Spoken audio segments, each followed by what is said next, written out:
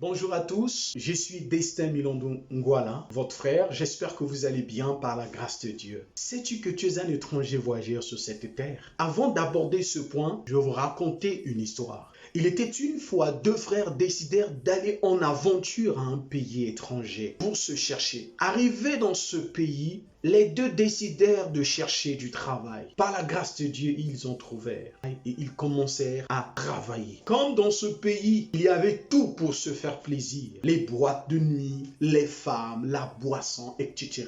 La tentation était vraiment grande dans ce pays. Alors le grand frère vit qu'il avait maintenant l'argent. Il oublia qu'il était un étranger en mission. Il était parti à l'étranger en mission, sachant qu'un jour qu'il allait repartir chez lui. Et il oublia cette vision, il oublia la mission qu'il avait. Il se vautra dans la vie, la boisson, les femmes.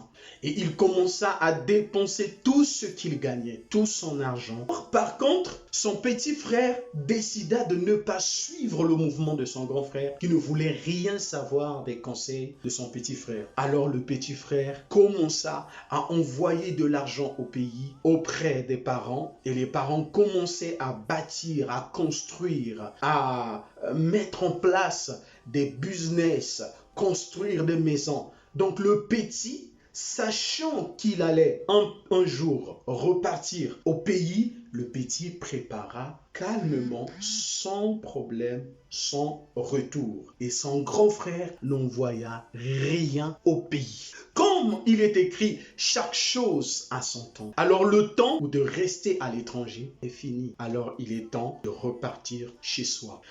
Alors, qu'est-ce qui s'est passé? Le gouvernement de ce pays décida de faire retourner chaque étranger vivant dans son pays à son pays d'origine. Seulement avec les habits qu'ils avaient, sans quelque chose d'autre, seulement avec les habits qu'ils avaient. Donc, la richesse qu'ils avaient reçue, de l'argent qu'ils avaient reçu, les biens qu'ils avaient dans ce pays étranger devraient rester pour les citoyens de ce pays. Et eux, ils devraient repartir chez eux. Donc, tout ce qu'ils avaient acquis, tout ce qu'ils avaient comme richesse, tout ce qu'ils avaient comme bien était resté dans ce pays. Alors, les deux vont retourner dans leur pays d'origine. Et le petit frère, comme il était sage, il savait qu'un jour qu'il allait repartir au pays, il était sage, il était vraiment rempli de joie, il était content. Par contre, le grand frère était en larmes parce qu'il n'avait rien envoyé au pays. Le riche enseignement que j'ai reçu, que j'ai tiré de cette histoire est que un jour, je finirai moi aussi à repartir chez moi. Un jour, je vais repartir. Un jour, je vais mourir. Un jour, je partirai. La Bible nous dit dans le livre de 1 Pierre, chapitre 2, le verset 11 à 12. Bien-aimés, je vous exhorte comme étrangers et voyageurs sur la terre à vous abstenir de convoitises charnelles qui font la guerre à l'âme. Ayez au milieu des païens une bonne conduite, afin que la même où ils vous calomnient, comme si vous étiez des malfaiteurs, ils remarquent vos bonnes œuvres et glorifient Dieu au jour où il les visitera. Dans le livre d'Hébreux également, la Bible nous fait savoir que nous sommes des étrangers voyageurs sur cette terre. Frères et sœurs, un jour nous allons tous partir. Que tu sois croyant, que tu ne le sois pas, que tu sois chrétien, que tu ne le sois pas, un jour tu mourras. Tu quitteras cette terre. Ce pays étranger dont la Bible nous parle, où cette histoire nous parle, n'est autre que le monde dans lequel nous vivons. Frères et sœurs, j'aimerais te rappeler quelque chose. Rappelle-toi, frères et sœurs, des grands de ce monde qui ont marqué l'histoire de ce monde, en bien ou en mal. Les stars de ce monde, les gens que tu as connus, ils sont tous partis. Et je pense que, et même lorsque tu étais né, en grandissant, tu as écouté l'histoire des autres personnes qui ont existé dans ce monde. Tu ne les avais pas connus, mais tu as écouté leur histoire. Ces personnes ne sont plus en vie. Et toi également, tu partiras. Frères et sœurs, rappelle-toi des personnes très chères qui étaient avec toi, qui dormaient avec toi, qui mangeaient avec toi. ton frère, ta sœur, ton père, ta mère, ton oncle, ta tante, ton meilleur ami, la personne qui était chère pour toi, la personne avec qui tu partageais tes secrets, la personne avec qui tu passais assez du temps, tu dormais même ensemble avec cette personne. Je me rappelle lorsque j'ai perdu mon petit frère, nous vivions ensemble, nous mangions ensemble, nous faisions tout ensemble. Un petit frère très intelligent, mais un jour, cette personne t'a quitté, cette personne m'a quitté. Alors pose-toi la question, est-ce que toi, tu ne vas pas aussi partir? Frères et sœurs, toi aussi tu finiras par partir. Oui, nous nous battons, nous travaillons, nous donnons toute notre énergie pour gagner de l'argent, de la richesse. C'est très important. Mais sache-le que ces biens-là, les biens que tu es en train de travailler là, quelqu'un d'autre va prendre ça. Tu partiras. Je n'ai pas dit que tu ne vas pas profiter de tes biens. Oui, tu vas profiter de tes biens. Tu vas acheter, oui, tout ce que tu veux. Tu auras de l'argent, tu vas faire du...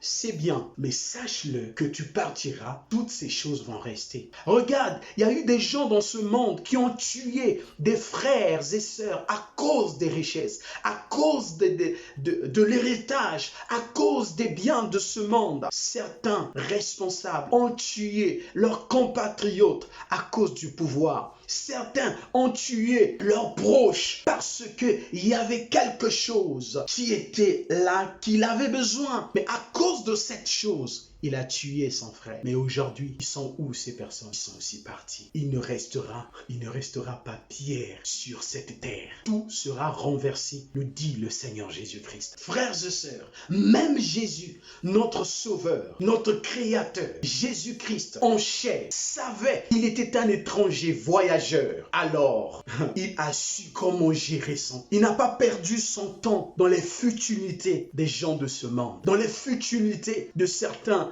hommes, femmes, serviteurs de Dieu. Il n'avait pas perdu son temps sur ces personnes, mais il a passé tout son temps, il a maximisé son énergie sur ce qu'il avait comme mission à faire sur la terre. Et il l'a fait. À partir de 12 ans, il a commencé de faire quelque chose. Et à l'âge de 30 ans, il commença d'une manière officielle mission sur la terre. Et il a fait seulement 3 ans et demi. 3 ans et demi. Il a marqué son histoire. Il a fait ce qu'il allait faire. Aujourd'hui, je peux vous partager la parole de Dieu. C'est parce que Jésus a su comment gérer son temps. Il était productif et il a marqué l'histoire. Il est venu en mission. Il a fait sa mission. Après avoir accompli sa mission, il est reparti. Son objectif était quoi? Montrer le chemin, annoncer la parole, montrer le chemin, délivrer l'homme, guérir l'homme et donner la vie à l'homme et une vie en abondance. Pardonner l'homme parce que l'homme était dans le péché, l'homme était dans le mal. Pardonner l'homme, donner la paix à l'homme, donner la délivrance de l'âme à l'homme,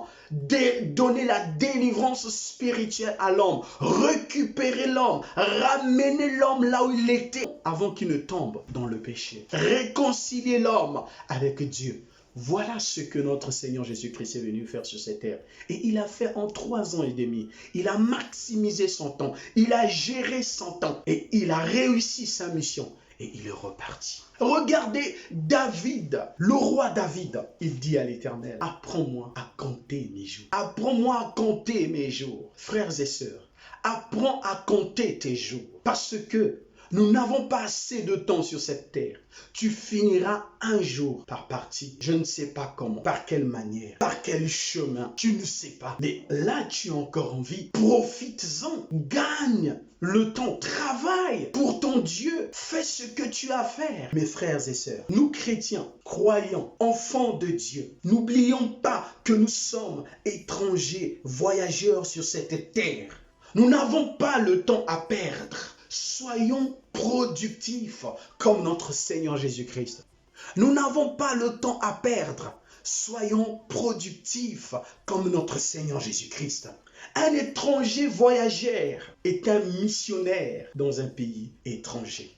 N'oublie pas, pour ceux qui sont à l'étranger, en Europe, en Australie, aux États-Unis, tu es d'origine peut-être africain, européen, je ne sais pas quelle est ton origine, mais tu es allé à l'étranger. Tu n'es pas allé là-bas pour rien, mais tu y es allé pour une mission. Tu n'as pas oublié que tu es un étranger. Tu n'as pas oublié tes origines, sachant que un jour, si tout peut bien marcher, je repartirai chez moi. Ça, la personne ne peut t'enlever ça dans la tête. Et chrétien, sache-le, que tu es un étranger voyageur sur cette terre.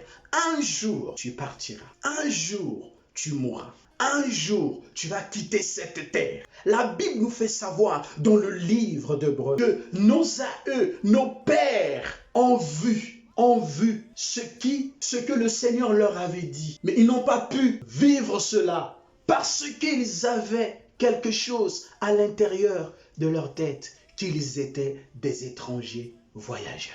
Ils n'ont pas oublié cette notion d'un étranger voyageur. Mon frère, tu es un étranger voyageur. Alors qu'est-ce qu'un étranger en mission dans une terre étrangère? Cette personne est en mission. Par exemple, nous les chrétiens, nous sommes en mission sur cette terre pour faire juste quelque chose. Refléter Christ. Refléter Christ. Pas quelque chose d'autre. Nous sommes là pour refléter Christ. Nous sommes là pour montrer l'image de Christ invisible en nous, frères et sœurs. Tu es un étranger voyageur sur cette terre. N'oublie jamais la vision que tu as. N'oublie jamais la vision que Dieu a déposée en toi. Tu es là pour une mission. N'oublie pas la vision que tu as de ton pays d'origine, qui est le ciel. En d'autres termes, n'oublie pas la vision du ciel. Nous devons tous avoir la vision du ciel. Nous devons tous avoir cette pensée. Nous devons tous avoir cette joie, cette paix que un jour je repartirai chez moi. Un jour, j'irai auprès du Père. Un jour, je passerai le temps avec Yahweh. Un jour, je serai devant la présence du roi de rois. Un jour, je serai devant la présence de l'agneau, Jésus-Christ, mon Seigneur. Oh, je vais encore voir comment est-ce qu'il est beau, qu'il est merveilleux. Même si, lorsqu'il était sur la terre, il avait une apparence que ne pouvait pas attirer.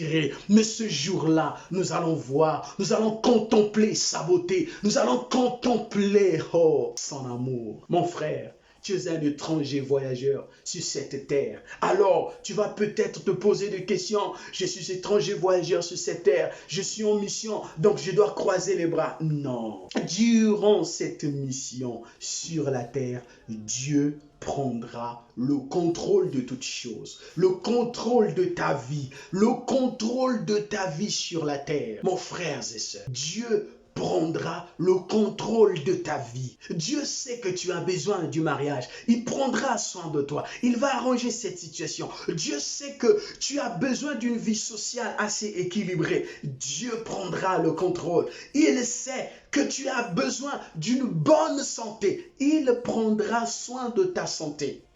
La Bible dit quoi? Cherche premièrement le royaume des cieux et le reste vous sera donné par-dessus. Cherche premièrement le royaume des cieux et la justice, en d'autres termes, et la vie juste, et le reste vous sera donné par-dessus. Frères et sœurs, tu es un étranger voyageur.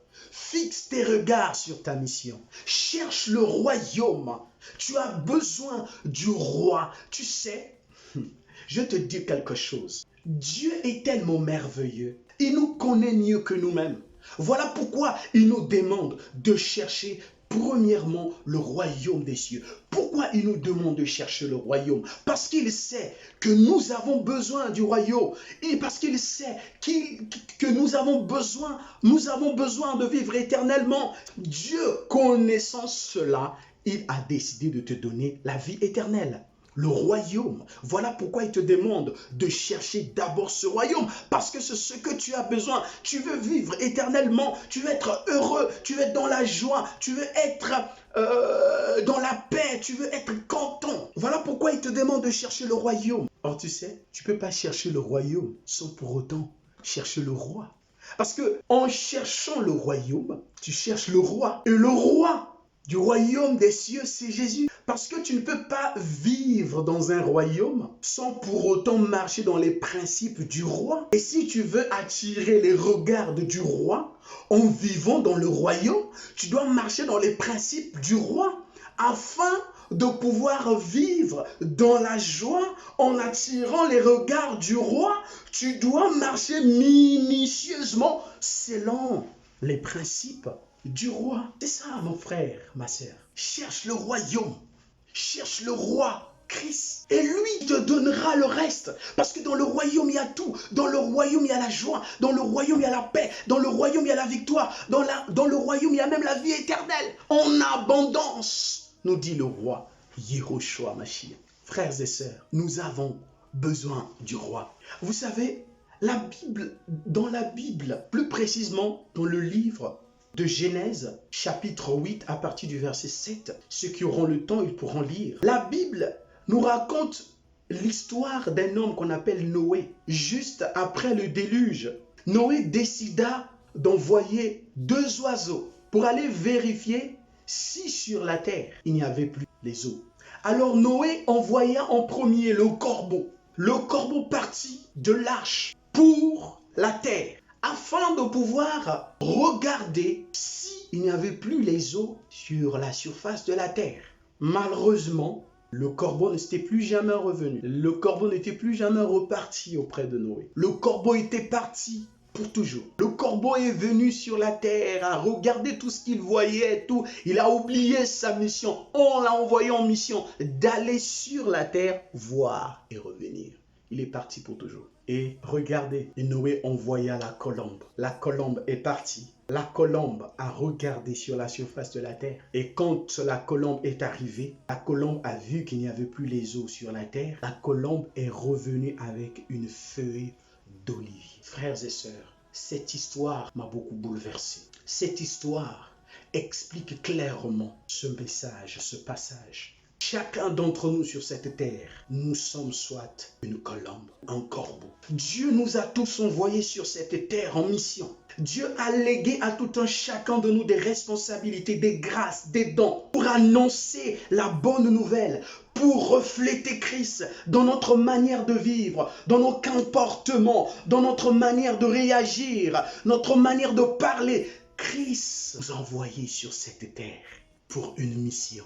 Et beaucoup d'entre nous sont comme des corbeaux qui sont venus regarder sur les eaux, les corps. Ah, ils ont dit, ça c'est la joie. Le corbeau, il s'est mis sur les corps en train de manger. Il a vu la joie, le bonheur, il a oublié sa mission. Mon frère, qu'est-ce qui te retient? Sœur, qu'est-ce qui te retient dans ce monde perverti, ce monde qui va passer? Qu'est-ce qui te retient? Qu'est-ce qui t'a enlevé la mission? Qu'est-ce qui te ramène encore en arrière, frères et sœurs? Qu'est-ce qui te retient? Non, tu es un étranger voyageur. Garde la vision du ciel en toi. Christ a besoin de toi. Christ veut passer l'éternité avec toi. Il ne t'a pas envoyé en mission pour te perdre, mais il t'a envoyé en mission afin que tu reviennes auprès de lui en lui rendant compte. Regarde, la colombe est repartie. Beaucoup sont des colombes qui sont venus sur cette terre. Ils ont respecté la mission que Dieu leur avait confiée. Et Dieu a pris soin d'eux. Dieu a pris soin de leur situation maritale, leur situation professionnelle, leur situation sociale, leurs problèmes de santé. Dieu a pris soin d'eux. Et ils sont repartis. Ils sont repartis pour rendre compte avec la feuille d'olivier. Tout ce que tu poses comme acte, la feuille d'olivier, n'est autre que tes œuvres. Regarde ce que la Bible nous dit dans le livre d'Apocalypse, chapitre 14, le verset 13. Écoute. Et j'ai entendu du ciel une voix qui disait, « Écris, heureux dès à présent les morts qui meurent dans le Seigneur. Oui, dit l'Esprit, afin qu'ils se reposent de leurs travaux, car leurs œuvres les suivent. Ils se reposent de leurs travaux, car leurs œuvres les suivent. J'ai commencé ce partage avec une histoire des deux jeunes hommes, le grand frère et le petit frère. Les deux représentent aussi le corbeau. Ils sont allés à l'étranger, les deux en mission, sachant qu'ils devaient revenir. Le grand frère s'est vautré dans la joie de ce monde. Il a perdu tout. Le petit frère envoyait de l'argent au pays. Mon frère, ma soeur, l'argent qu'il envoyait représente tes travaux, tes œuvres que tu fais sur la terre. L'accomplissement de la mission que Dieu t'a confiée. L'accomplissement de la mission que Dieu t'a donnée. La feuille d'olivier que la colombe a ramenée représente le compte rendu, ce que tu vas présenter, le travail que tu as effectué, les œuvres que tu as faites pour accomplir ta mission. Et Dieu te dira, mon fils, ma fille, rentre dans la paix du Seigneur. Frères et sœurs, n'oublie pas que tu es un étranger voyageur. Je sais que nous devons travailler très dur afin de gagner notre vie. Oui, Dieu n'aime pas des paresseux, mais n'oublie pas l'essentiel, n'oublie pas la vision. Bossons, mais en gardant la vision et toujours la vision du ciel. Que un jour, tu repartiras pour rendre compte. Tu ne vas pas t'en échapper. Dieu va te rencontrer, il va t'enseigner. Mon frère, ma soeur, si peut-être que tu as perdu la vision, je te demande par la grâce de Dieu, reviens sur le chemin. Comme David pouvait le dire, ô Père, regarde mon cœur. Si je suis en train de prendre un autre chemin, ramène-moi sur le chemin droit, le chemin de la vérité, le chemin du salut. Mon frère, ma soeur, il n'est jamais trop tard. Rappelle-toi que tu es un étranger, voyageur. Que Dieu te bénisse, que Dieu te garde, que Dieu te fortifie. Prions que le Seigneur nous aide afin de passer l'éternité avec lui. N'oublie pas que tu es un étranger, voyageur. Tu partiras comme les autres. Je vais finir par un point. Vous savez, je ne sais pas en Afrique, si vous partez devant les tombes, je ne sais pas si c'est à Kinshasa, non, au Congo, je ne sais pas, Brazzaville ou Kinshasa, devant les cimetières, il y a quelque chose qui a été écrit. Nous, donc les morts, nous n'allons plus venir là où vous êtes, mais vous, vous allez venir là où nous sommes. C'est ça, nous partirons un jour. Peut-être on ne va pas aimer entendre ça. On partira un jour, il y aura une fête un jour. Ceux qui seront vivants lorsque Christ reviendra, gloire au Seigneur. Mais ceux qui ne seront pas vivants, Dieu va nous rencontrer après notre mort. Que le Seigneur nous bénisse, que l'amour et la joie du Seigneur garde ton cœur plus que toute chose dans le nom de Jésus-Christ de Nazareth. Amen.